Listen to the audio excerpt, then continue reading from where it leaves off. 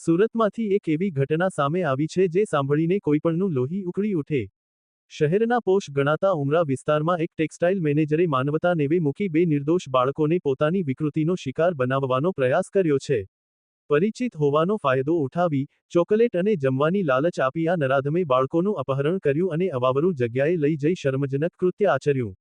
સુરતનું ઉમરા પોલીસ મથક, જ્યાં અત્યારે આ હાઈપ્રોફાઇલ આરોપી સલાખોની પાછળ છે.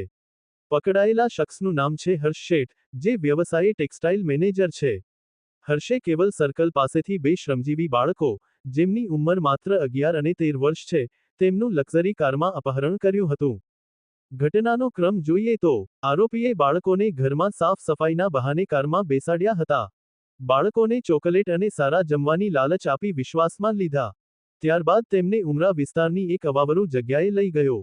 વિકૃતિની પરાકાષ્ઠા એવી હતી કે, ત્યાં જઈ આ પાખંડી મેનેજરે બાળકોને નિર્વસ્ત્ર કર્યા અને પોતે પણ નિર્વસ્ત્ર થઈ જાતીય સતામણીનો પ્રયાસ કર્યો. જો કે, બાળકોએ હિંમત દાખવી હોબાળો મચાવતા આરોપી ગભરાઈ ગયો હતો. જ્યારે આરોપી આ બાળકોને ડરાવી ધમકાવી ફરી તેમના ઘર પાસે છોડવા જઈ રહ્યો હતો, ત્યારે જ ઉમરા પોલીસે બાતમીના આધારે તેની ધરપકડ કરી લીધી છે. પોલીસે ગુનામાં વપરાયેલી લક્ઝરી કાર પણ કબજે કરી છે.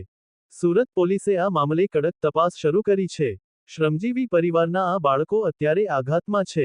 આ ઘટના ફરી એકવાર લાલબત્તી સમાન છે કે બાળકોને પરિચિત વ્યક્તિઓ સાથે મોકલતા પહેલા પણ 100 વાર વિચાર કરવો જોઈએ. હવે જોવાનું એ રહે છે કે પોલીસ આ વિકૃત માનસિકતા ધરાવતા હર્ષ શેઠ સામે કેવી કડક કાર્યવાહી કરે છે. કેમેરામેન સાબિર અલી સૈયદ સાથે કાદિર શેખ, કર્તવ્ય ગુજરાત ન્યૂઝ, સુરત.